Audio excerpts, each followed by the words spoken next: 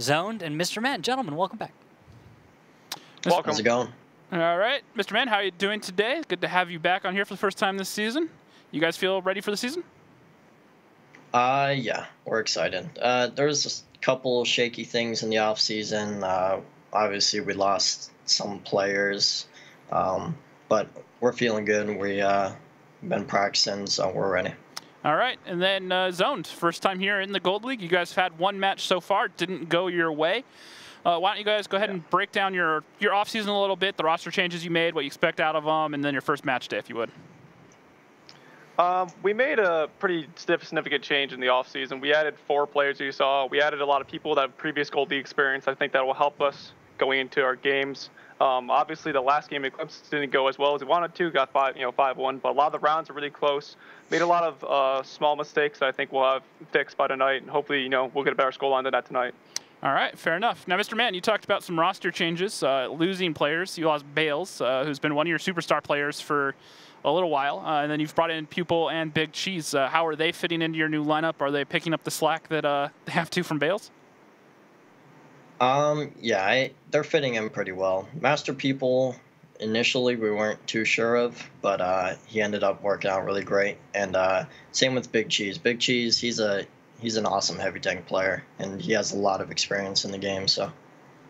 Okay, and then roster changes. I glossed over it. Zon, you kind of mentioned it. You're making 4 roster changes from last season. These are all brand new players, and they're all in your starting lineup. Why do you guys make such a dramatic change from what you ran last season to what you're running right now?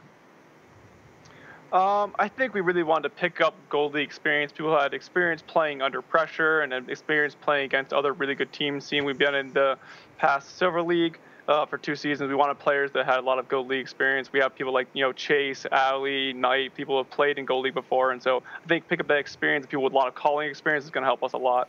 All right, Zone, any final thoughts for Aquatic AM60s or any of your fans out there? Nothing really. Good luck, have fun, guys. All right, Mr. Man, any final words? Same thing. Good luck. Have fun. All right, you too. We'll see you on the battlefield. Good luck. Have fun. Peace out, guys. All right. About what I expected out of both of them. Zon seems rather cool and calm considering he's new here, and this is arguably maybe out of his depth. We'll have to see how they adjust. And then Mr. Man, cool as a cucumber as always. He's not one to get rattled, and he always puts up pretty solid points. Yeah. So, what do you think about Bales leaving? Because that one kind of sets some alarm bells off my head. Meh. Meh? Meh. If he's gone, he's gone. I mean, based on the performance of the team, I wouldn't be surprised if you don't score top 4, but maybe if you get even top 3, a lot of the time top players will decide to move on. Because the guys who tend to perform a little bit higher than everyone else, sometimes they start to notice that there's a trend, and then they decide, maybe I want to go somewhere else or take a break because, well, this was a rough season, or I didn't like the feeling of being the best player. Yeah, no, Bale's story in this case is he's actually studying abroad in Australia. Oh, so he's just out of here. So he's out of North America, and he's actually joined Team Efficiency over there while he's studying abroad. Oh, he'll be fine. He'll be fine over in that scene. Yeah, so if you guys watch the APAC region on the weekends, you can see him play over there. However, we are about 60 seconds away from this match starting. Now that we've talked to the captains, your predictions still hold about where you think they were? I don't know, man. I'm throwing it out the window. Throwing it out the window? Yeah, if I were making a prediction... Don't feel confident about it? I'd be lying if I told you I believed in my prediction anymore. You were just so far off on the first one? Yeah, pretty much. Okay, fair enough. I could have been worse. I could have been worse. You picked the right winner. Yeah, I picked the right winner, just decided it was going to be closer than it was. Yep, and our first map is going to be Cliff. I can tell you guys there's not no surprises here. It looks like 5A, 5 bad chats, and an STRV coming out 4 F7. Meanwhile, Aquatic AM60s, 3 5As, Big Cheese and Pupil both playing those, and then 4 bat chats, so nothing too surprising. Now, the STRV, it is F7 on defense. Do you think one line, or do you think maybe the F5 boost, or A5 boost, excuse me? No, why one line? There is a climb that we saw this morning on the APAC region, B1. You can kind of shut down that donut from relative safety. It is a decent spot that could be used from. I feel like, I don't know. No, I just don't like it. I saw it too. It doesn't feel safe. Yeah. It feels like you're going to get left out of a fight when it happens somewhere else, inevitably. Yeah. You know, the only time I ever was okay with a tank going there was a scout, you know? Okay. Just to scout, say hi, and leave. abruptly, please. Because it's just a good spot to die in. Okay, and Chase Potato is actually going to be used as a scout in a 5A B2, just sitting there in the bush where he can spot the one line. The rest of the tank's going to the high ground. Now, one thing I do remember, I watched a good bit of the Silver League matches last season in Danger Close, even in the playoffs. They really favored the backside of the hill, sticking towards the 7-8 line, especially up in the backfield, and not so much towards the 1-2-3 line. We only see the one bad chat and the 5A over there. So it looks like some of their tendencies have remained. Ah, and look at this. There's a little counterfire. You see in the southwest of the map? You see those 5As all stacked up? They are hoping that someone makes that mistake and hits that goat ramp at E6. Yep, just cycling around, trying to see what they can find. But I don't think, I think they're going to give up. They give up. Yep, they've decided nothing will be going to the hill. Won't be able to get that advantage this time. And this little strategy comes around every once in a while where you take a few tanks and you snipe a counter a position as an early run. We'll have to see where the 5As decide to go. And it's up into the donut. There we go.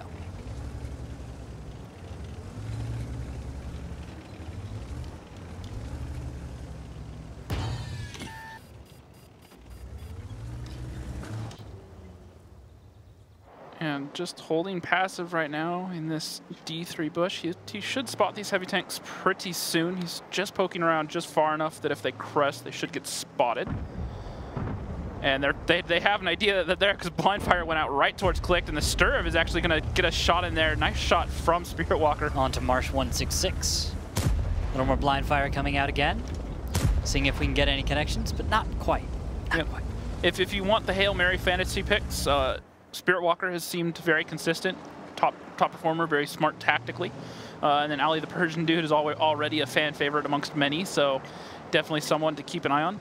I hope we get a Ali the Persian Dude face off at one of these points. It's always a real character to have on. Yeah, I'll take it or leave it. And they're spotting top of the hill right now, just kind of playing chicken with each other. Zone poking up, Felix poking up on the other side. And it looks like they're just getting ready to move over right now. And you know what, Rox? Because of that, let's go ahead and take a little listen in with the Aquatic M60s and see what they're up to. I'm here, Dundee. I am.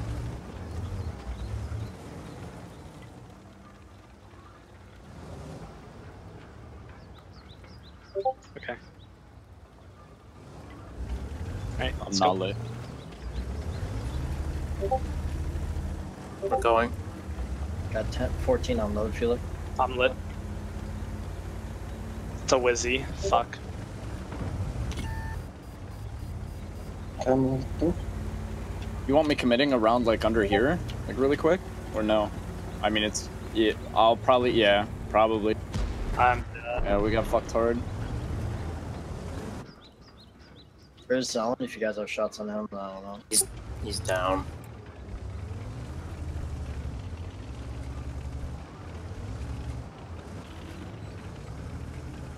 Lights up. No, we don't have shots on anything.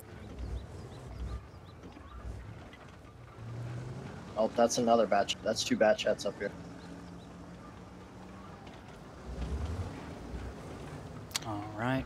And Marsh taking another shot there. You kind of heard Aquatic M60s.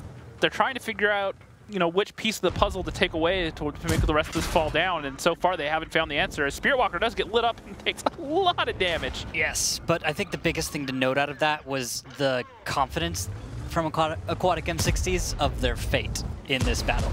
They already have recognized that this really hasn't gone their way, and that really this isn't probably going to work out in their best interest. And they had some really choice words once they spotted Chase Potato in the 5A. Oh my God, Mr. Man. Some sick driving skills. He's dead now, but I'm going to give him some credit. He made one of the smoothest drops of about 50 meters I've ever seen. Yep, and Pupil getting focused out. He's down to a 1 shot right now. This is going very well for F7. Aquatic M60s falling apart. They clearly weren't ready for that 5A there. They weren't really sure what they should do, and overall, this is going very well for the new boys. Oh yeah. There's not much else to say aside from that. Like, this hasn't been a very intricate battle. This has been a very straightforward. Just they shot you guys a bunch. Oh, this has been a very didn't dig out their positions. Yeah, it's been very.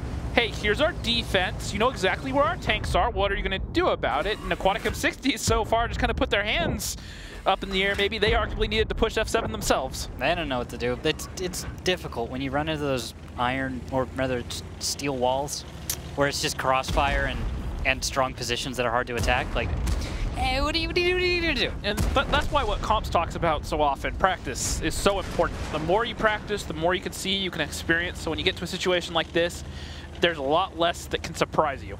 Yeah. And F7 putting their first point up on the board. There we go. That's it.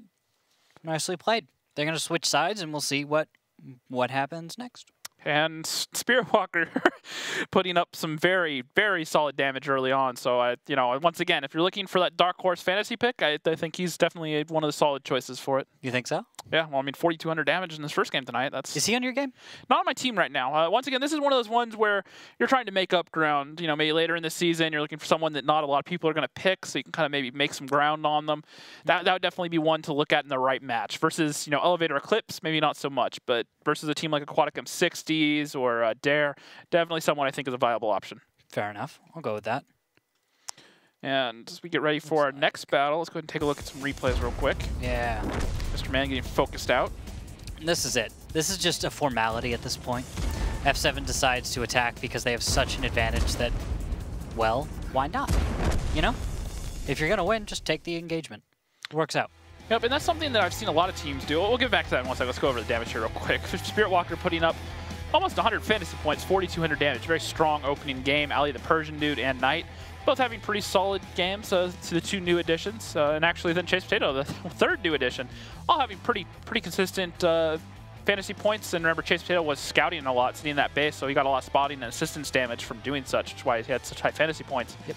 And then Aquatic AM60 is really kind of struggling. Mr. Man, who is on my fantasy team, not having a good match night. He had an insane match day one, put up over like 500 fantasy points, I think. So yeah, but hold on, just hold on a little bit. Just wait. It's just battle number 1, folks. Everything might work out for itself. I'm not giving up hope. Earlier it started off bad for me. Eclipse took the first 2 rounds, kind of had me a little bit worried. But I think Aquatic AM60s, I think, well, they better wake up. They have to. They're going to be losing the first game to F7, so we'll have to see what happens as we get ready for our next battle. Yeah, and battle number 1s can tend to be a wash anyway. Yeah, they're kind of the one team wakes up, the other one's like, oh wait, we started. Okay, got it. Yep, and some little intricacies in both these lineups that I definitely like. Looking at it, F7, 2 5As, 3 batch shots, a TVP, and a Sheridan. So we're going to see that for second time. Let's see here. Can I see him? Let's see here. It looks like he is running the derp, so keep an eye on that. Meanwhile, M60 is a Kronwagen, 5 bat chats, and an STRV 103B. So once again, most likely that Sturv going up on the A5 boost. He's heading in that direction right now. The Kronwagen. Nice to see that back. Yeah, I love the Kronwagen. It kind of fell out of the meta for a little while, especially when the mouse got buffed. It only has 300 pen on the heat shells, so it can't struggle with some very thickly armored tanks. However, on a map like this, with a lot of bad chats and stuff around, it'll do just fine. Yeah, it's going to perform fairly well. In fact, it could do a phenomenal job if Big Cheese makes it up his little climb effectively. Yeah. This is something I see heavy tanks mix up sometimes. It used to be a lot harder than it is now. Now with the new physics and the way it's changed around a little bit, you can do it a lot more consistently. And just sitting there in that spot where you can play hold down, it can be a really lethal tank. Just look at this. Just look at his view real quick. So remember, the Kronwagen turret armor, basically impenetrable. I mean, most of the time you see people just give up shooting at it, or they load HE and they try to lob some HE shells at it, hope to get some damage. But when it's in a good hold down spot, you're not going to do a whole lot about it. And he's really going to lock down that middle lane. You see a lot of teams try to push around that 5 line for the offense, trying to open up an angle, and he'll just be there ready to punish it as the HE shell for 500 from Spirit Walker, making that Sheridan work. And I was just talking about HE being a good tool against it. That right there is why. HE always deals damage. That's pretty much its tagline. There you go. And also, it's the perfect counter. it turns out that it's perfect for countering out Kronwagens. Yeah. Well, in the Sheridan, we saw T-49s become meta back in the 754. Yeah, but that was for a while. different. That was different. I think it's very similar. I think it's no, the Sheridan's better, Rox. It's just better. It's just better. It's just a better version of everything. At the end of the day, tier for tier, you have a bunch of light tanks playing the hill, and you have a gun that does a lot of damage at point blank. So, like I said there, Matchday. It's more just all you gotta know. The more everything changes, the more it stays the same. Yeah, we just find ways of doing that. Derp's gonna derp, and we'll have to see if he can make it work. He fires off another shot. Doesn't get a connection this time, though. It was in the same county, though. Yeah, I think he was aiming at the bush. Even if Big Cheese had gone into that bush, maybe passive, trying to spawn. Yeah, also remember the size of the reticle at that range. Yeah. You're not exactly having... Even if you fully aim on a Sheridan or a T-49, it's going to take a little while. Yeah, you probably get it. Yeah, but that's what I said, over the middle, working the depressions. The Sheridan has good gun depression, so it can kind of work those ridges and, find those sneaky shots onto the sides or the back of bat chats, which are really soft. And those HE shells, even though they don't have a lot of pen, it should be enough to penetrate a bat chat. Yeah. And I say should penetrate a bat chat, but we see a lot of things not penetrate a bat chat, but you think they would. Well, that's why you put, like, slopey armor on it, yeah. Yep. That's the whole point. Gotta balance the weight versus the actual armor. Yeah, obviously, a bat chat needs to be able to move quickly, and it is still 25 tons. That's why it's 25T. So, definitely something to keep an eye on. No way. Knowledge. But that's relatively light for a tank, especially when you have tanks like the E100 or the Mouse that weigh, hundreds of tons. Yeah. So, angling the armor definitely makes it a little bit more effective, and you get those ridiculous RNG bounces that really shouldn't happen. No, they should. I love the bat chat. It's fair and balanced. You also love your scout tanks. Yeah. Mediums are just heavy scouts. Well, I mean, Chiz Potato showed us that heavies can be scouts in the right roles, too. Gosh darn right. And another shot from Spirit Walker. He's just rifling off shots. I don't even know that what he's shooting at is spotted right now. I think he's just firing off blind shots, trying to get some lucky connections. Yeah, they recognized that shells were coming from Mr. Man's position because they were starting to hit in the vicinity over there in Echo 3, Foxtrot 3. That when you notice where the shells are coming from, you say, oh, there's a tank there. Hey, guys, could you blind fire this and this ridge? And you got it. It works out. But at what cost of time? Because we've wasted 5 minutes. For not a lot of gains right now. F7 needs to get stuff done. Yeah, both teams, struggling to identify what the other team's doing defensively and come up with a way to break it. Often it's like playing Jenga. It's just moving the right piece to get the rest to fall over. Well, Jenga is the opposite of that. That's kind of what you have to do. You want to find the piece that's going to make the rest fall over. And so far, neither team has been able to do it. Inverse Jenga. Yeah. I mean, you could just kind of blop it over, I guess. Yeah, well, you could argue that that's, like some sort of YOLO all-in strat where you just throw everything at a wall and hope you kill something. But Jenga doesn't shoot back. Very true. Very true. Weird game of Jenga you're playing over there. I'm just playing with the ideas, fleshing them out, seeing where we go. Well, if you get the giant set of Jenga, the 8-foot tall one, you knock that over and you don't back up quickly enough, that'll spit back. Realize James Rockstar Grieve. You wanted to play giant Jenga. Looks so cool. Anyways, push coming out here. Halo pushing down the one line. 5A closing right behind them. Get clicked. Clicks on Pupil. Pupil playing a bat chat. That's something new. Generally a heavy tank player. You don't see him in bat chats a whole lot. Yeah, you're right. A little bit more often there. But in Aquatic, he might just be a bat player. Of course, almost everyone on Aquatic M60s is by default a bat chat player. You kind of have to argue that everyone in the league is a bat chat player at most points. Because it's the best tank ever. It's a tool that you really want to have in your shed, as you will. It's something that you want to be able to play when you need it. Because sometimes 7 bat chats is a thing. We've seen it before. We're very close to it. 5 bat chats and 2 tier 9 bat chats. It is a thing that teams will do. So it's, something that everyone at the end of the day should have. What is Ollie doing? He's just covering the rest of his team in the backfield in case M60s try to change things up. Remember yesterday, we saw the dare match where they were fighting over the top of the hill. Yeah. And 07 gave them the overmatch once they got spotted on the one line and they dumped over on the hill because they had the overmatch up there. They took the isolation. This, you could argue, is a countermeasure to that. They're giving some tanks on the one line. They're saying, come kill our Sheridan, and then there's going to be tanks in the backfield ready to punish. So kind of a little bit of bait and switch. is a little far out though if a fight happens. I'm wondering what is F7 going to do here? They've got 3 minutes left. The push has to come at some point. Yeah, F7 go. Go. Go. There you go. Maybe they need a call for help, you know, No, phone a friend. They got it. They got it. They're going. We just have to wait for them. Just a second. See Zone just doing it. Poke it, say do something. And feel like Potato getting caught out. He may go down here. It's going to be a free tank. Maybe this is the first piece that F7 need. Almost. They are up by about 4,000 HP with 3 minutes left. Almost. Big Cheese is getting hit pretty hard down there by Halo Walker. Bounces another.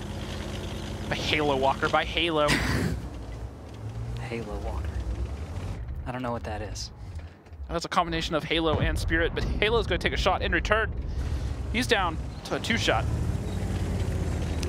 This needs a little bit more aggression here from F7. They've got the hit points. They need to just push forward, take some stronger positions, but I did not enjoy seeing Knight out in the open like he is. I think really could have gotten away with getting forward. We're going to see Halo leave, and what I think is going to happen here is Get Clicked On is going to make a push for this one cap, maybe across the top, and when he does that and all the guns start shooting him, they're going to dump over on the hill and maybe try to take advantage of all the turrets being broken. As Spirit Walker does finally pick up Feel My Potato. Good pick there for Spirit. Yep, he'll turn it around, go find Giggles, Felix, it looks like. 2 of them, just kind of waiting. But a minute, 50 seconds left. That's the 2-minute warning that you're hearing in game as F7 is starting to close in.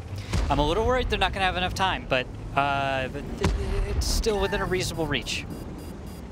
Chase Potato taking a lot of damage in that 5A, and he's going to go down to the SDRV of Mr. Man. And Spirit Walker moves on in, takes a shot from Giggles. How many do they have? Here comes Ali. He's find the kill shot onto Giggles, or he should. Spirit Walker's going to come over, and he gets the kill shot onto Felix. Good play there out of Aquatic F6, or out of F7, excuse me. And now it is going to be a 6v4, a minute 20 left. Can F7 close in time and get the kills onto these final tanks? That's going to be the challenge. Spirit Walker is just bounding down the hill. Go for the Goomba. He's just going for the dirt. Get it! He shoots, he misses. But Zone's going to be able to come over and pick that up. And then Mr. Man should be able to put another shot into him in that STRV. 1 minute left. Halo does pick up Pupil. 2 tanks left alive. One of them, the full HP Sturv. In the backfield, it's going to be difficult for them to get the kill. But they can see him. Mr. Man is spotted. Could actually save this game if he manages to stay alive. Heat shells coming out from Knight, holding for that angle. He knows he's only going to get 1 chance at this. 30 seconds left. Big Cheese is down below. Get Clicked On's moving in for that kill. So is Halo. 1 shot for 409. Halo Big should Cheese. find the kill shot on the Big Cheese. 25 seconds left. Zone is closing. Mr. Man should be able to pick up the kill. He's now really he stay alive. He's really well hidden at this point. Actually, he should be able to save it. Just barely not quite having the angle. Leaves his side open. 10 seconds. Can they do it? Can they close? There's 1 shell left for Knight. Lets it go. Does not connect. 5 seconds. Halo has 1 shot. Can he do it? 3 seconds. 2 seconds. He looks for the shot. He doesn't get it. He jumps off the cliff. And AM60s hold on to tie it 1-1. Wow. Talk about the seat of your pants. Yup. that was it. F7 didn't go soon enough. They just needed a little sooner. That's it. And my fantasy team loves Mr. Man right now. Everyone that was disappointed after that first game, you can relax. So pretty solid stuff there. We'll get to the damage in just a minute. F7 really should have won that, though. They did everything they needed to do, just 2 minutes too late. Yeah, I think is the best way to break that down. They made the decisive pushes. They started to find those pieces from that Jenga puzzle they needed to move. And at the end of the day, it was just, a little bit too late, right? When the timer got down, another 10, 15 seconds, they might have been able to find the kill, but Mr. Man played it perfectly up there. Yeah, it's just frustrating because you're like, oh, okay, F7, you know how to bring it to Aquatic M60s. Yeah, and the other thing was this point was and this Spirit. is Cliff. Yeah. This is a map that Aquatic doesn't have that. Yeah, they should. They've always been kind of. I guess the best term is bipolar on the map. They've had some good games and they've had some bad games on it. You kind of never know what you're going to get out of them when they get to this map. Fair enough. Okay, they're very RNG. That's another way to put it. And the next map we're going to move on to is going to be Mines. So another map that M60s have been very good at in the past. And look at Mr. Man, 3,800 damage, 4 kills, 102 fantasy points.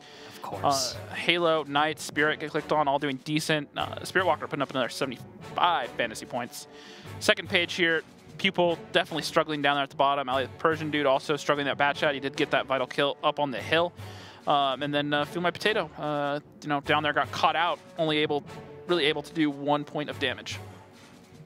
And now we're moving on to Mines. Yeah. Now, if you remember, 2 seasons ago, this was Aquatic M60's fortress. They had some absurd record, like 17-0 on it until one point, and then they lost like 1 game in the playoffs. Like, this is a map that they have proven that they understand very, very well. it happens. Yeah. And that's just the thing about Mines, though, is that the right defense can win fairly consistently. I think with the recent changes to the kind of Mines meta, some of the new strats, new plays.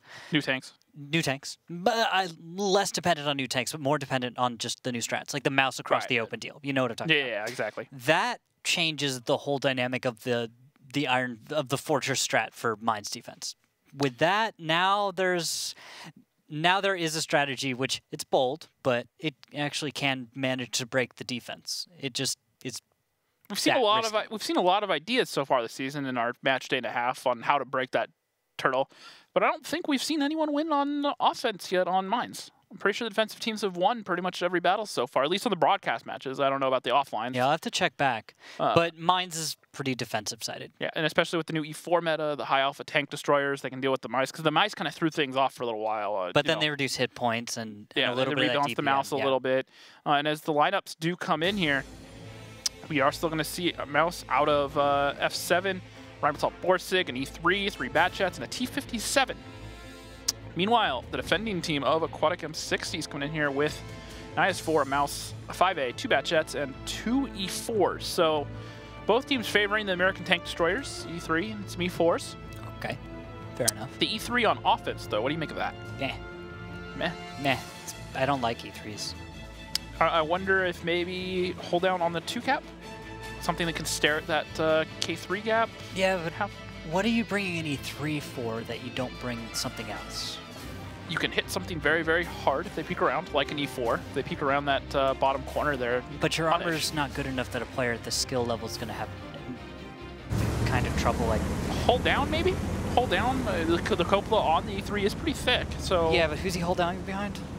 Well, if he's playing on the 2 cap, he'll have the natural terrain to be hold down on from that angle. A little bit of a deflate on the backside of that cap there, right in front of get clicked on here. I'm skeptical. Look at the opening move though. This is fun. Zoned. M60's getting punished. Giggles taking a lot of damage.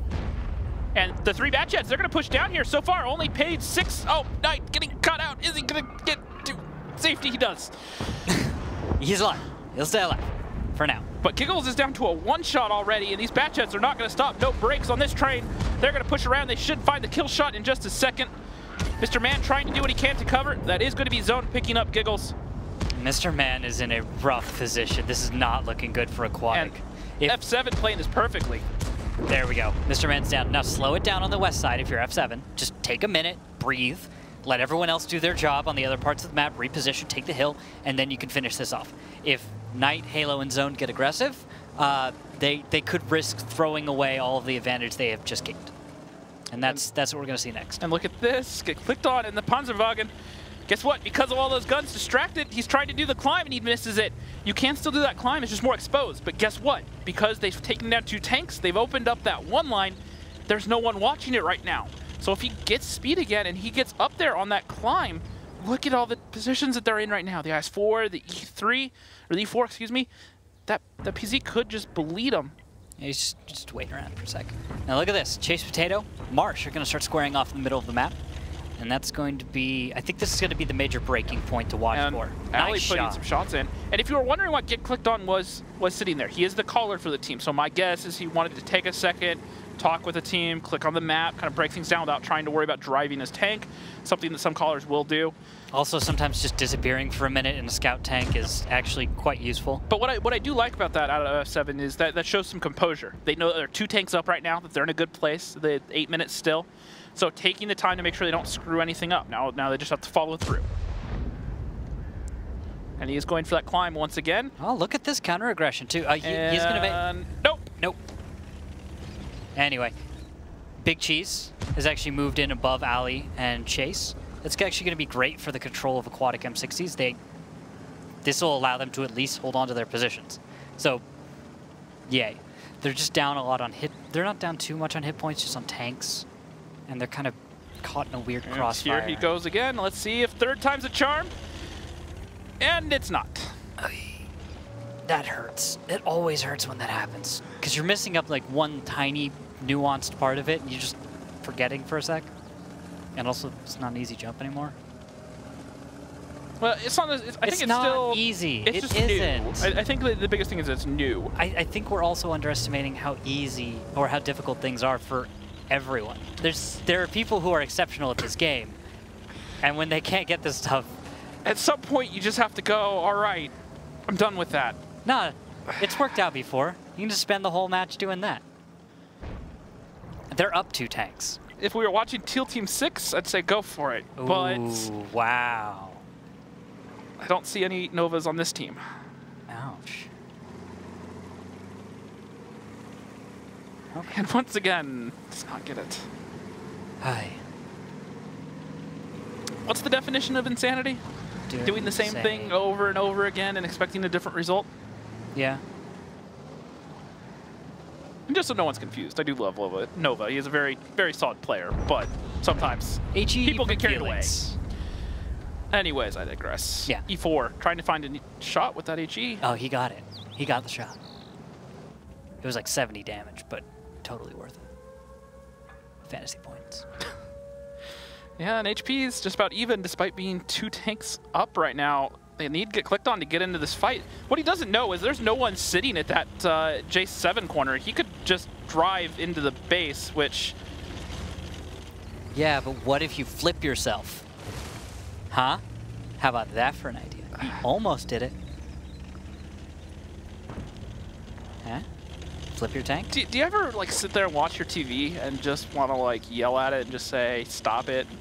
All the time. Like you're watching a TV show and you know one of your favorite characters just does something dumb, like you're just like, why? You know better. I'm watching it right now. Why? You've blown 5 minutes trying to get this climb. What's he missing? And he does it. Oh, never Finally. mind. There, that's the example of success. Gets it done. See, perseverance. Huh?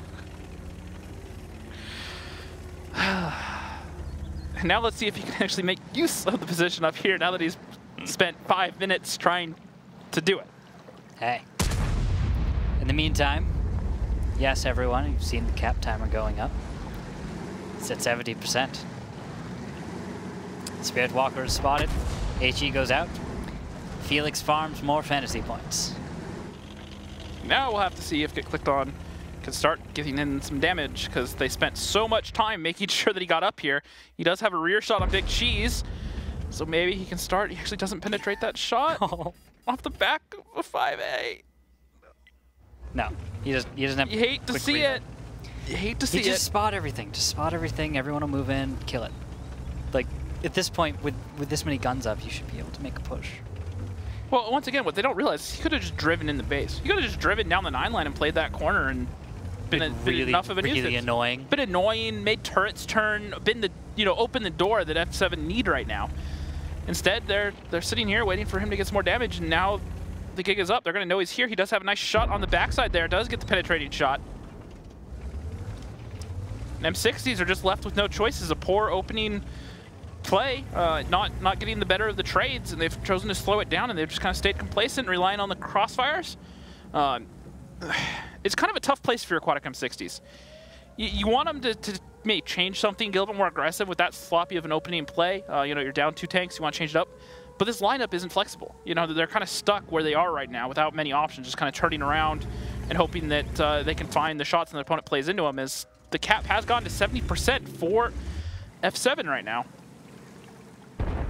Working out. And 187. This is the exact spot that I mentioned that E3 on. So he did get the HE reset, but he's just on the backside there. He is hold down enough to not have his lower plate exposed, as Pupil is getting focused out. Yeah, look at Morphic as well. He's almost dead. Actually has a shot from the hill. Nope, he gets safe. He gets behind that rock. He fires a shot at Chase Potato. Now Pupil's backing up, and the Click-On is looking for that shot. Spirit Walker's on fire. It's on fire. Now he's not on fire, finally. There goes Pupil. Goes another tank, 2.5 minutes. Slowly but surely. Looks like F7's gonna just slow play it out. Which is painful for Aquatic to sit through.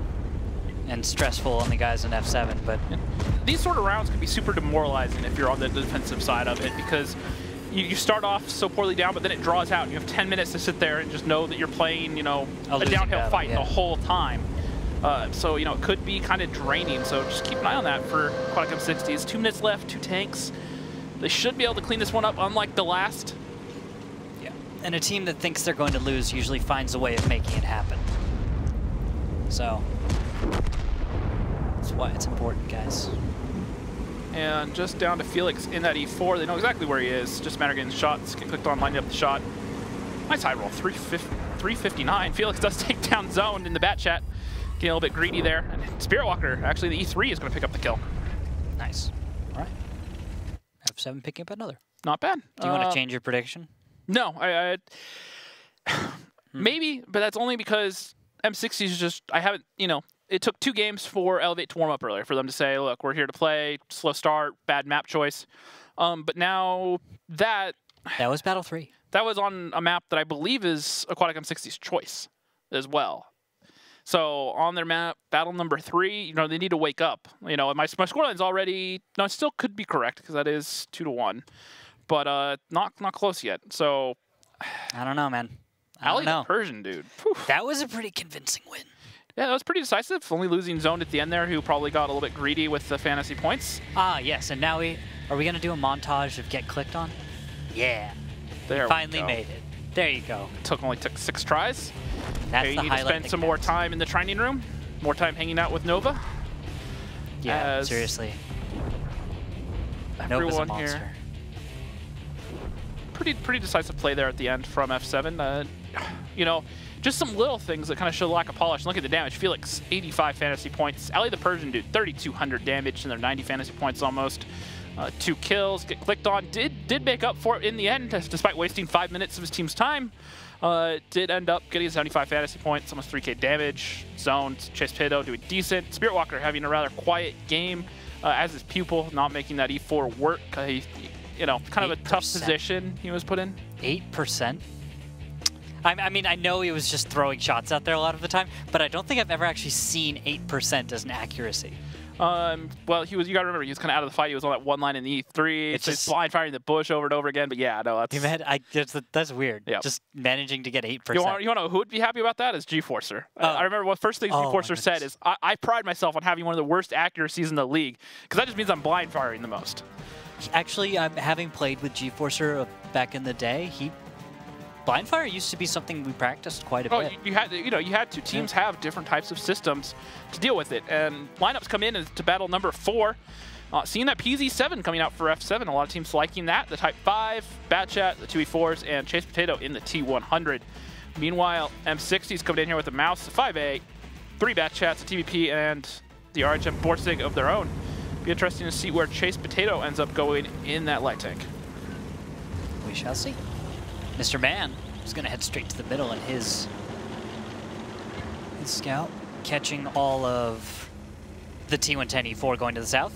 And the T100 is going to get over to the 1 line, unspotted. No one trading shots right now. He should be able to get into that H2 spot okay.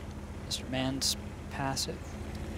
So what that spot's doing is he's trying to spot the climb he's looking at right now. He got there quickly because he's one of the fastest tanks of the game. Yep. And then he was able to get there and make sure they don't boost anything up there, which... Yeah. He gets a proxy.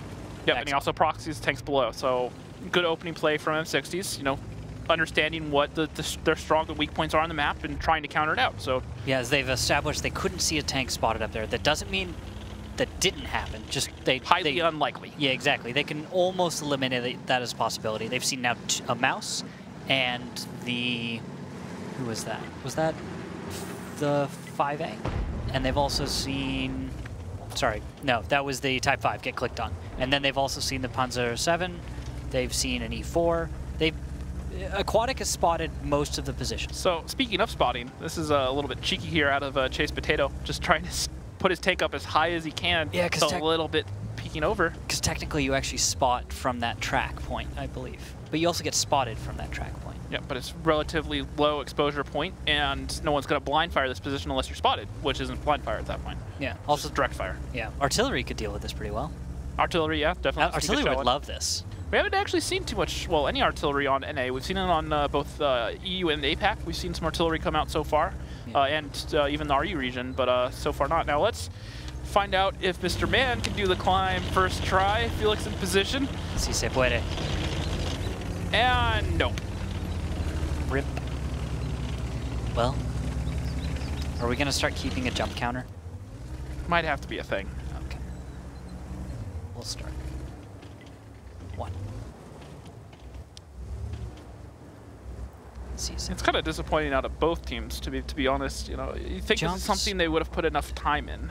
Yeah, but practice, practice, practice, practice. And it's not just you know, either of these two teams, but anyone that's like struggling with this. If you're going to use it, you're going to rely on it. You need to have it. So There we go. how about a second time jump? Oh!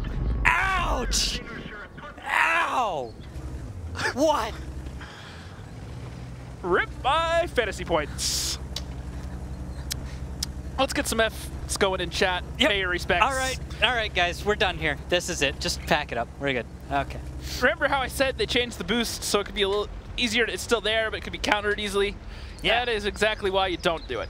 Ow. The difference between F7 and M60s was F7 killed 2 tanks on the one line and made tanks turn around, and so they knew they could do this safely. M60s tried to go for it blind, while their team has a Type 4, which just showed us why they brought, or Type 5, which just showed us exactly why they brought it. Yeah, just don't catch the egg, man. How? That still hurts. I feel bad for Mr. Man. Oy. I don't want to hear the comms. Like I would ask to listen to the comms of Aquatic right now, but I don't want to hear it. Like, you know? We can all assume what that sounds like right now. Oh goodness. Okay. Well, as Aquatic recovers from that, they're gonna decide, let's just go to the other side of the map. I guess you could say they jumped on the nope that train to nope that ville and are just driving to the other side of the map. Yes. Yes. I just don't even know what to say right now. You hate to see it. You love to see it, but you hate to see it. I think Aquatic. Oh, but Felix, what? Why? What is he doing? Why is he shooting at things? Don't shoot. Blind fire, maybe? Like trying to see if he's spotted? On the move? It's like spiraling in the air, losing his camo. If you're a heavy tank and you fire on the move that says, I want to take fire, please shoot me. Ali, the Persian dude, putting a nice shot there. That had to go through the turret or the hatch of that 5A. It actually went to the driver's hatch, dead center. Yeah, but Chase Potato getting out of there takes 1 shot. He's getting behind the rock, trying to stay somewhere where he'll be safe.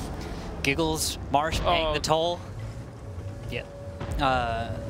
This should Look at the spot that Chase is in right now. This is actually really cool because no one can shoot him unless they commit onto him. There's so many guns behind him that it's going to be hard for them to get damage without bleeding, you know, HP in return. But fun fact about that position too. See the bush? You can actually not get spotted, and if you pick the right angle, fire on Chase Potato. So if everyone doesn't, if Giggles and Morphic go unspotted, go dark, and there's no one else to spot them aside from Chase, they can actually blind fire Chase Potatoes. They don't know he's here. They're just getting spotted. They don't know he's here. Ouch. Wow. What used to be just a gimme position that it was obvious. Ooh, but Halo is getting bled in that PZ7. The Bat Chats must have watched the earlier match. They know how to counter it. And, well, this is not going well. This will not continue to go well. They might get the pick on that tank, but look at how much of a toll Aquatic M60s have paid so far in this match. All their Bat Chats are damaged. Oh, Bat Chat in the backfield. That too. They just spotted it. Aquatic just found it. It's zoned. Chase Potato tried to take a little snapshot there. They're like, hey guys, I'm here. Hello. And now they know he's there, and now they're just sitting there shaking their heads like, oh, that makes sense. Now I just want zone to go.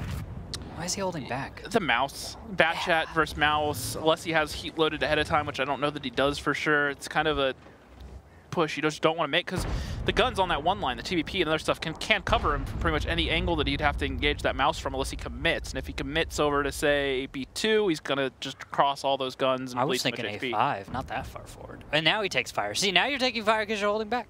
And the mouse is moving against you because it knows. TVP's moved in because now they know you're in the area because you decided, well, to not quite go and not quite stay. Zone goes down. That's a mistake. Next time it's dedicate and die dealing a little more damage or leave altogether. And the HE shot goes on to Felix there from Ali the Persian doing that Type 5. You know what, if no one covers Knight right now on this attack, that's going to be rough. Well, some cover fire's coming in just fine right now. Giggles takes a shot.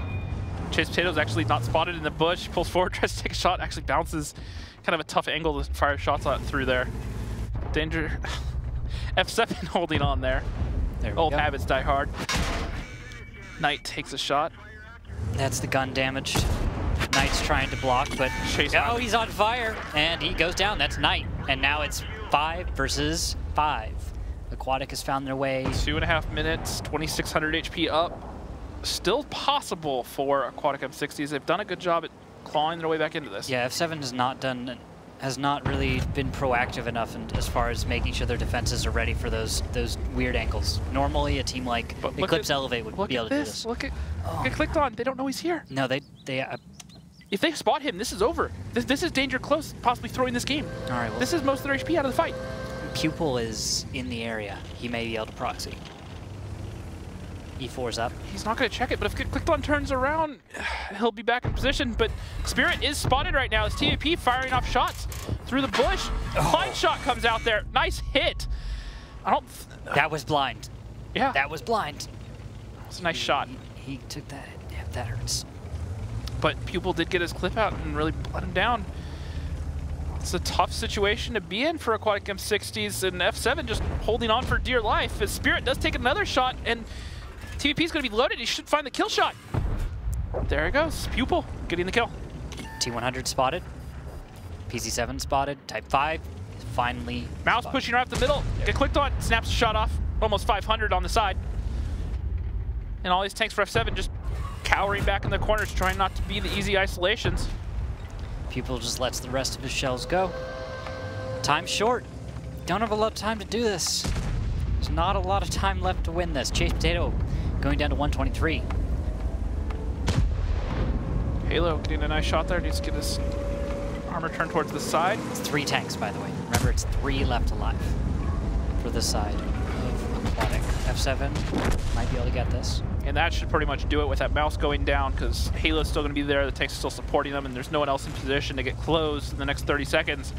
And this should be F7 pulling ahead with a 3-1 victory. Should be. Although, give credit. Aquatic was scrappy. They were very scrappy. Remember, this is a map they were very comfortable on, so they understand this puzzle they're looking at, but F7 doing what they need to, and Ali's going to get clipped out here as he pulls forward. Pupil in position. E4 looks for the shot. Pupil just played it ever so carefully. Baits the shot out perfectly from multiple tanks there. Nice. Good play from Pupil, but that is going to be it. That is going to be a 3-1 lead for F7 as we leave what was once Aquatic M60's fortress. Yeah, they lost twice. It's what? With the roster changes, you know, no longer having Bales, change to the map, maybe they're just not quite as adjusted to the way the map's changed. This is a map that was once, everyone remembers it. It was just, they were so good at this map. It was so much fun to watch them play, and they still clearly have an understanding of what they want to do. But F7 just seemed to be that one step ahead this game. Yeah, give them some credit here. They're not playing poorly at all. Just, I don't know. And one thing I do want to talk about also is F7, well, they won. A lot of little mistakes still. A lot of things that could have hurt them more. Now, that was a good opening play, but like little things like get clicked on. If that Type 5, if he got spotted out in that north and got caught out of position, he's not fast enough to get into that fight. So if they had chosen to attack right at that moment, maybe they could have gotten into that fight as we look at the damage here. Pupil gonna lead the way. That's TVP. He was probably our superstar right there from Aquatic the entire battle. He got in the high ground, was just placing shots where they needed to be. And then Big Cheese in the mouse as well. 3,700. Nice breakaway for him from the rest of the pack.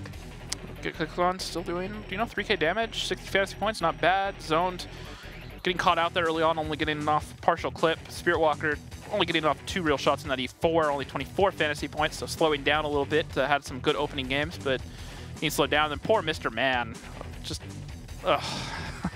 another goose egg, but not really his fault. So sad to see. So I've just been informed that the offline matches, 07 versus Teal Team 6, apparently is a score of 3-5, favor Teal Team 6.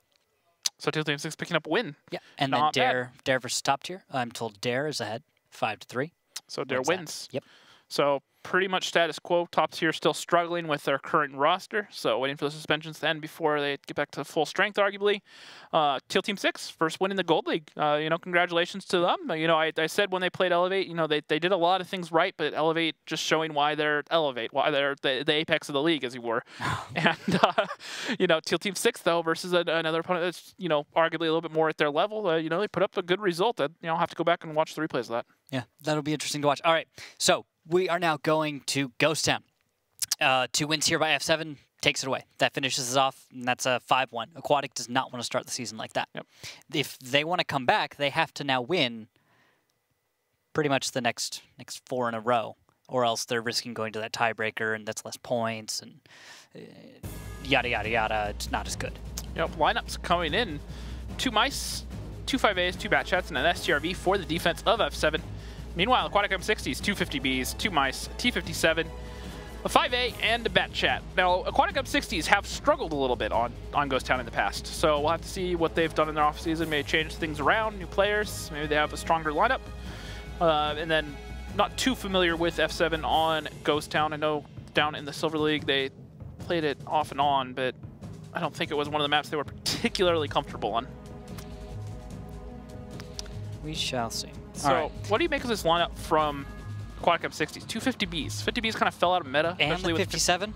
And the 57. And 57 I can be okay with because it fires the heat shells, dealing with the mice. It's not even that for me. It's that with the 250. And the bat chat having the 4 autoloaders. Precisely. Yeah. A lot of burst and a lot of risk. Yeah. So there's it Which can work. On the offense, having a lot of burst can be useful if you can leverage it right. Because if you make that push, you can focus out the first few tanks when you push in, because you're going to pay a toll when you push into some sort of defense, a crossfire. Having that burst to kind of balance it out and get those shots off once you've paid that toll quickly can work in your favor. But there's the nuance of okay, once you run out of shells, once your burst is spent, have you done enough damage to make it worth it? Exactly. And now we're going to see if Aquatic AM60s can show us this concept in action. Spirit Walker. That's fine. You take a hit, whatever, pay the toll, keep going. Don't stop. Don't stop. Don't stop. Don't stop. Spirit is going to be in a world of hurt here. He's overcommitted. They're going to dump in with these autoloaders, and I don't see any more damage coming out. He's going to try to push forward, get another shot onto Pupil, but Mr. Man making quick work of him, and down he goes. Free tank for Aquatic AM60s. All right, nicely played. There we go. With that, it's going to be F7 to respond. Their bat chats are way in the on the back side of the field. They're away from everything that matters.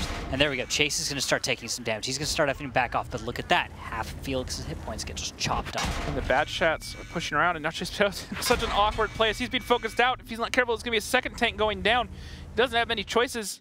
He has a little bit of this building that he could try to get his front plate behind, try to stay alive, but he'll be safe. The 50Bs might be able to find some shots, bouncing one off the turret. Nice hard shots to make. For Pupil. Those are very difficult.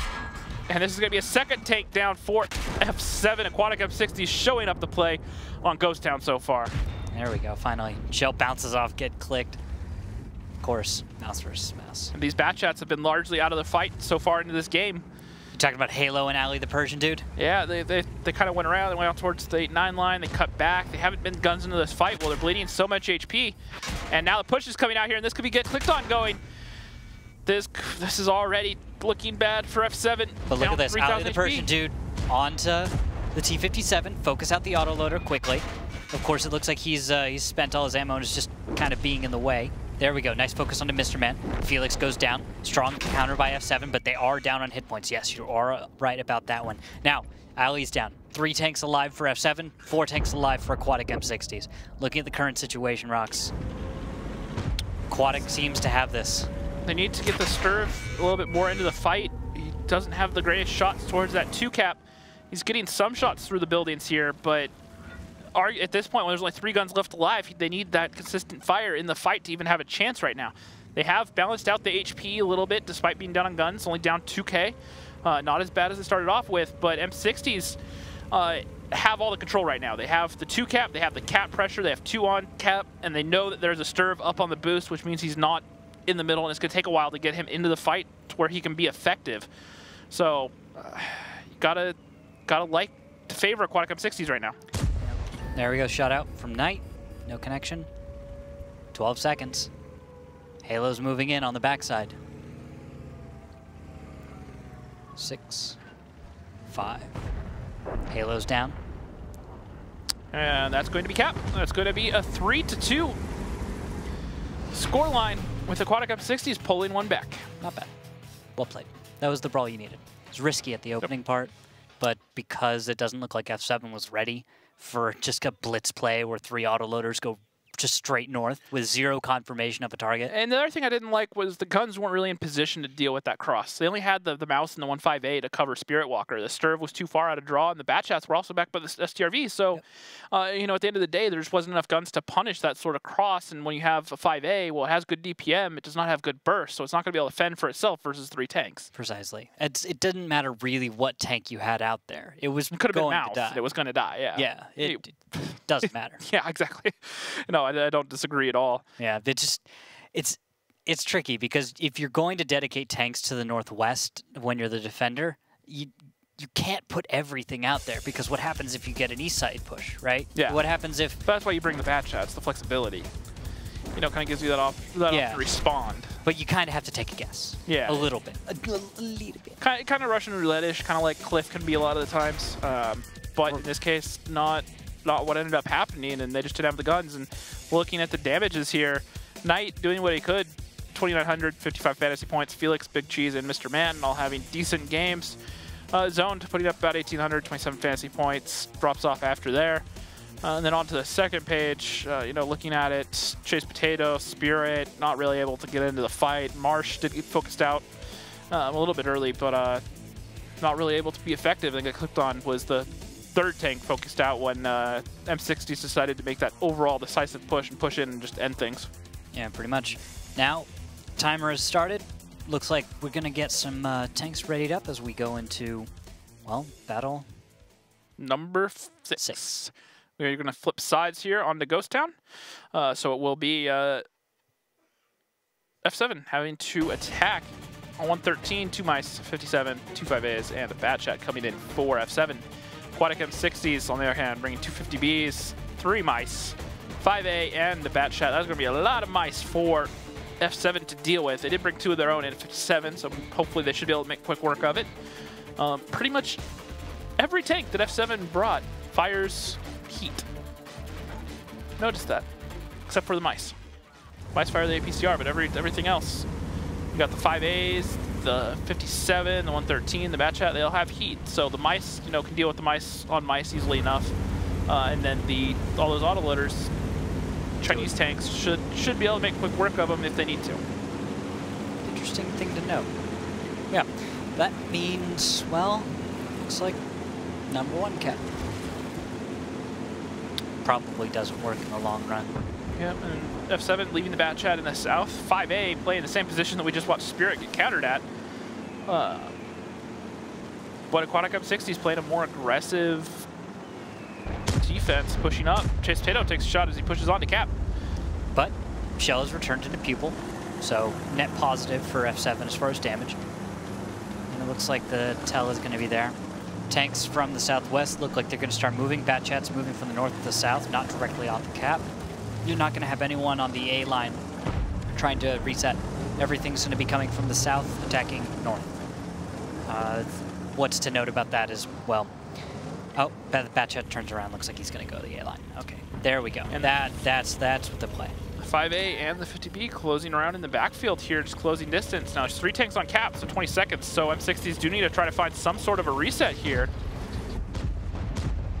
Spirit just holding the outside angle, trying to punish tanks, trying to get in there. And the Batchat is going to have to close for Aquatic M60s. 1 reset comes through, but it's not enough. He's finding the shot on get clicked on. He does get 1 big reset. Big Cheese and Marsh move out into the open. They recognize that they have to stop cap. They can't hold back.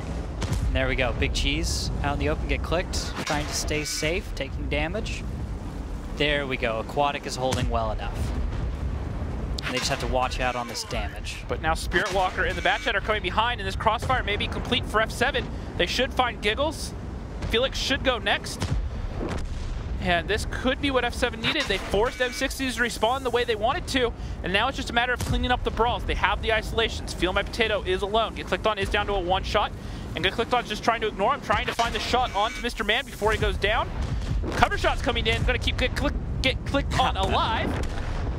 Sometimes I hate people for the names they choose. Meanwhile, Spirit Walker. Pupil looks and finds a kill onto Ali, but he's going to go down instead. 2 left for Aquatic. F7 has 5. And that was going to be very well played for F7. A little bit worried there, but the cap pressure forced M60s to respond. F7 were in position to clean it up. Yep. F7 split Aquatic, put a roadblock in just the right spot, forced 2 mouse into a bad engagement, and 1. Nicely played. That's what we want. That's what you want to see. And that is going to be a 4-2 lead for F7. Overall, I like the idea there. It was, very clear what they wanted to do. They wanted to get the cap pressure, make the other team have to respond, get the resets, and then once they got the resets, they understood. All right, guys, now it's go time. Now it's time to brawl. Didn't hesitate and took them down. So rather good stuff there. It's exactly what you want to see. There's not a lot else aside from that. I have to say, pretty when you saw the Aquatic opening positions and the way they responded, there was a little bit of hesitation here and there. That could have changed it, the way the battle went, because we saw Batchat loop south, come back around north a little bit. We saw some plays where it was, I don't know if Aquatic was just kind of surprised. They thought more shells would land, or they kind of thought things would go differently. But very often you see the defender have to deal with this dilemma, right? Too many tanks on cap, and they have enough cover. And there's this roadblock in just the right spot that I can't get those perfect reset shots on cap. And then it just gets all messy. Mm-hmm. Yeah, just messy. And looking at fantasy points, Spirit Walker having another strong game, 75 fantasy points, 3,200, making that T57 work very well. Knight, another 3,100, 70 fantasy points of his own, and Pupil also had a very strong game for M60s. However, the front page is dominated by the rest of F7. Doing pretty consistent across the board. No one really shining out outside of Spirit. Everyone else, doing their work as part of the team. Zoned on the last page there for F7. All the rest of Aquatic M60s. Mr. Man, 2K, got 1 solid clip off, got some vital resets, but that was really about it. And then poor Giggles got focused out the second Spirit came around that corner along with Zone in that Batchat. Didn't really stand much of a chance. And now we are getting ready for Sand River. Oh, yeah. Gonna get to see it one more time. So we'll have to wait and see what exactly the styles are, or what the opening strats are going to be for Aquatic and F7. Yep. Will they approach this from very similarly the EU-RU meta? Or are we going to see something we haven't seen before? Yeah. Now, the other thing you do have to remember, though, is Aquatic M60s played this map back in the first season of Tier 10, because they've been around long enough to see it. Right. And then you look over at Danger Close, who I don't think have played this in the league rotation. So whatever they do is going to have to be pretty much drawn from scratch. Maybe Chase Potato has some ideas, but that would be about it. I think there is experience on the map here. There's plenty of guys from Africa clans. True. Very true. Back a long time ago. Yeah. That was bringing back some memories. Sorry, that might be a little bit inside baseball. The Clan Wars map used to have North Africa and go into Europe. It's changed continents over the year. The Africa, Europe, whatnot. And so when you say like the Africa map, you're referring to a very, very long time ago. And remember how we brought Artie, or we were talking about Artie earlier, not seen it? Well, fittingly enough, Get Clicked On is going to bring an Artie, along with the 5A, 3 Batchats, a 140, and an STRV. Meanwhile, Aquatic M60s and IS7, 2 5As, 3 Batchats, and an STRV of their own. Mr. Man playing that Sturv. Not too surprising there. However, it is going to be M60s defending, so we'll have to see if F7 can make that artillery work in their favor. So far, we haven't seen it this season. So it'll be interesting to see if the change 770, bringing the tier 10 arty, how that kind of fits in with everything. Yeah, I'm actually a little skeptical. Conch GC. It can work, but it's just the way elevations are can be a little tricky. Yeah, what you have to remember about switching to 770 is when we were at 768 before, that would have been a tier 8 arty, but the other team would have either had 2 tier 9s or a tier 8 back then. So when you bring arty, well, you're not gaining that much with the switch to 770. The other team is gaining a whole tier 10. So that's more HP, especially if it's something like a mouse or an IS-7. So, and if you agree that a tier 10 artillery piece is worth its actual 10 points that it's valued at, there you go. Oh, hey, is he, okay. He's looking for the shot onto Felix, using that arty view. Got added to the game a couple patches ago. I love it. Fires a shot off. Is he going to get the connection? Well, probably got a splash there. 123. Blind shot. There you go. RNG for you. He's going to be on reload a little bit longer. Here's Felix, who just took a shell. He seems fine, though. Quite happy to drive up and off, go find something else to do. And, well, Aquatic is playing very passively. They're actually sitting still, Pupil and Big Cheese. They're not moving. They're just chilling. Both looking the same direction, too. It's like they're posing. And the back I don't know what's closing in the south for F7. Trying to close, but they're going to be in for a Rude Awakening when they come across that I-7 down there. No, Rude's not in the match. You know what I meant. They're going to be in for a surprise. Well, I mean, Rude Awakening's on top tier. They lost to Dare earlier, Rocks. I know, Randall. I know. Eh. F7 are going to be in for real shock. Every time you say Rude Awakening, I'm doing that. Things are going south when they're going north. Yeah. Don't know what I'm going to do with you. Honestly, no one knows. Anyway. What's Chase Potato going to do? Because this is a position I don't like so much, where Chase is. I've never liked putting a tank here for very long. Especially a heavy. Seems like a light tank position more so. But arty they need to get spots for that arty. If they're going to make a tier 10 arty work, you need to keep him firing consistently. And so far, we've only seen him fire one real shot. Halo went for a sweet jump. Took 2 damage. Exactly what you want to see. Yeah. What arty player? Oh, Giggles takes 550. Well, that was a nice shot. I'm assuming that was get clicked on. Yeah. Get clicked on. Not bad. That's his needs to keep that up though. Needs to make this arty worth it. In my opinion, you need to do around 3K damage with the new arty mechanics. It's going to be kind of hard unless you can keep up the consistent lights. He's got Chase Potato like 300 so far. I mean, that's cool, right? Yeah, I mean, you just got to keep it up, and you know the clock is burning down. 3 minutes have gone. So what you're saying is the scouts need to do their jobs. Yep. Now, what I do like out of F7 is they've recognized that there are tanks down in the south, and that's probably not an option. And that also means that the rest of the tanks are split. And it looks like they're just going to drive straight up the middle. Maybe they'll dump onto the heavy tanks if they're not spotted. There's no one in position for M60s, so they could just do this. They could just go and take out those heavies. Wait, do they see all this? I think they have an understanding, because look at this path they're taking. They understand that the tanks are down there, and the bad shots are out of position. No way. This could be disastrous for M60s. Oh my goodness, they're actually going to do this. Are they going to time the arty shell, too? Oh, do not tell me they're about to time that arty shell. Get the stun in there, stun the crews, and they're just going to push on to cap. Oh, they're doing it. They're totally going to do it. They don't realize what it takes for M60s. Shot out. There we go. And now they're going to close into these heavies. They're isolated. This is going all wrong for Aquatic M60s. And all right for F7. There we go. 1 kill. There it goes down one. We need the second one. Here comes the second. I question whether F7 are going to be ready for Sand River. And it appears that they are. They have the answers. They know what's up. Great isolations. The Batshets are reloading. Now F7. Oh, they're going to follow this with a fast cap? Yes. Yeah, but here's the thing. F7 are going to respawn. Or F7. M60s are going to respawn. And these Batshets for F7 aren't loaded. Shot out from arty. Doesn't get a connection. Now they're on cap. No, that was the STRV taking damage. He did get hit. Get Now they're still reloading and they're on cap. They're taking a lot of damage. The Batchats are coming in. This could go wrong for F7 despite all their hard work so far. 2 Batchats go down. Halo trying to get some shots off. 140 covering them in the backfield. They need to get Knight into this fight. Marsh is on fire. It's burning. And Halo just doing what he can to fire some shots. Mr. Man does finally take down Chase Potato, but the STRV of Zone and the 140 up in the north of Knight, getting what damage they can. 3 tanks left alive for M60s. The counter push was valiant, but not enough. And F7 still in control. And another blind shot onto Mr. Man. That's already, again, get clicked on. Just throwing him out there. He's clicking on Mr. Man, all right. Yeah, just keeps clicking. And, well, I'm so sorry, Mr. Man. That's 2 shells that he's taken while not being spotted.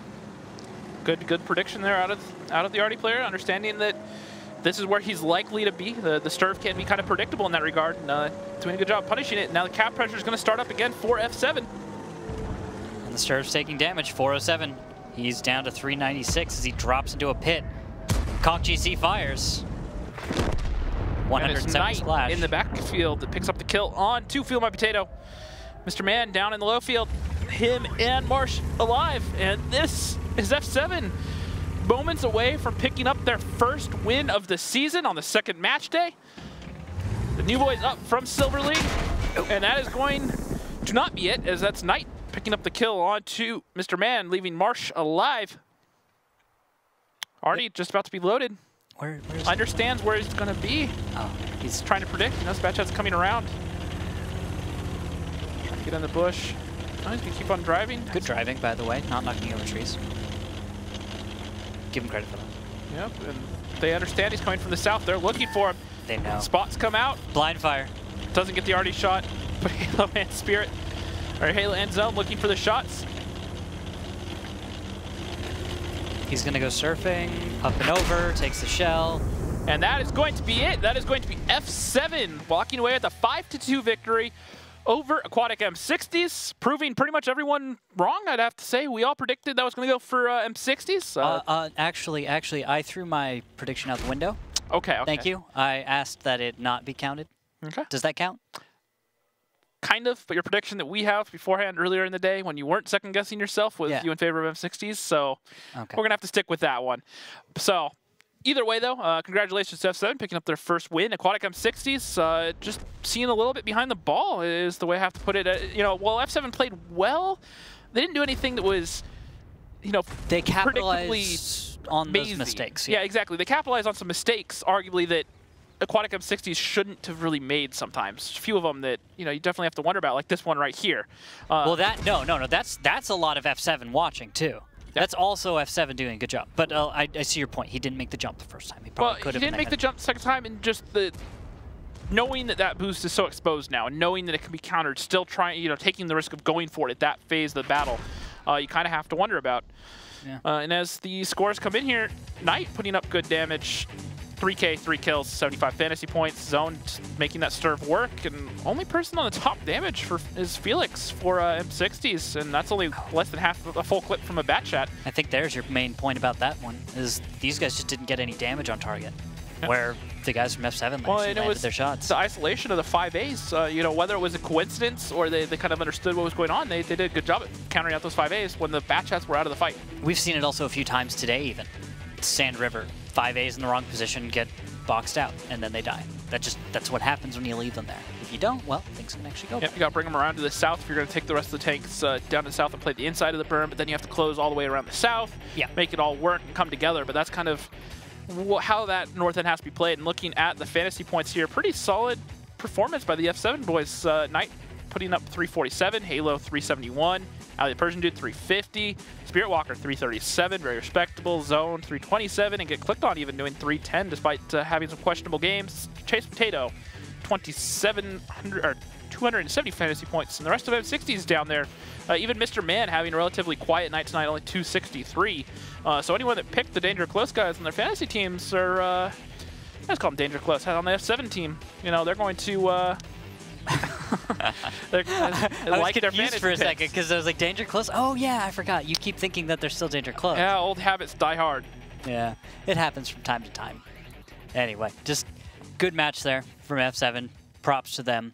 But, well, AM60's got a lot to work on, I think. We can both agree on that one.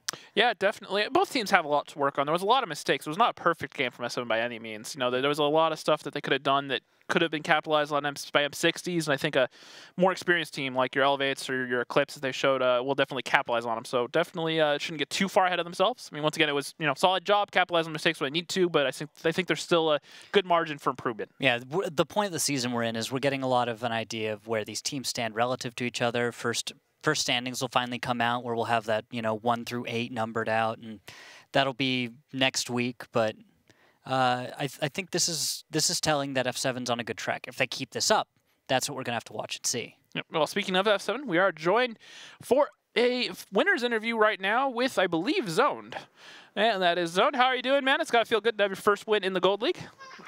Feels pretty good. We got more points than Rival did last season, so we're feeling pretty good. Woo! Got Knight. Good job, guys. Knight's gotta feel pretty good about that. Shout out to Knight. Not bad. So, you guys kind of started off a little bit shaky on a few of the early maps. Then, that first game on Mines get clicked on, those boosts. It's got to be a little bit frustrating. How do you guys kind of keep it together to really capitalize here at the end? Was it kind of stressful early on, or are you guys feeling control most of the game? We basically knew how long we wanted to have to boost that, so we gave him a time limit. Like, if you can't get in this time, we're gonna do something else. We're gonna drop it, and so he got it his last try. If he didn't hit it again, then we were just gonna bail it and do something else. So he finally got it. Thank God. But then once he got it, then we pretty much had that one. All right, and then Sand River, I kind of questioned whether you guys had the experience to do well on this map, since it was a map that M60s had played in League a long time ago. No one on your team, to my knowledge, really had too much of experience on this in the attack defense format. How do you guys kind of formulate your plan? Did you realize that the batch chats were that far out of the fight, or was it just kind of we're going for this cap no matter what type of situation? I think it was basically just like a comp call. We realized that we hadn't seen their bats really at all, and we were just kind of guessing that they were in the north. They were going to set for an aggro play, and so we went for the pick because Chase wasn't getting spotted at all, and so we saw those Wheezies were kind of exposed. We just went for the pick on them, and then I stayed there and managed to watch the other flank. And that was pretty much it. All right, then my last question is: you guys brought Artie this last game. Obviously it did all right for you guys there. 1,800 damage is kind of negotiable. Do you feel that it's worth bringing more often than not? Do you think you want to second guess that and rather bring another tank in the future? I'm not really sure. Our caller clicked. He really likes Artie, so he's always been like, "Oh, let's go Artie," and I'm always like, "Yeah, or not." But it worked out this time, so we'll change it up every now and then. We'll see how it goes. All right. Well, that about does it for us. Any final thoughts or shoutouts? Shout out to my friends in unofficial Silver League. My friend Aquatic Poi, he's running that. If any of you guys want to do Silver League, you'd like to get into Gold League, get practice, go do that. He's got a GoFundMe set up. I think you guys can donate to help them run that. I'd really appreciate it if you guys can help them out. All right, nice. Fair enough. Well, thank you for joining us, and we will see you next week. All right. See you then. Last things, though, guys. Social. Don't forget, at WGLNA.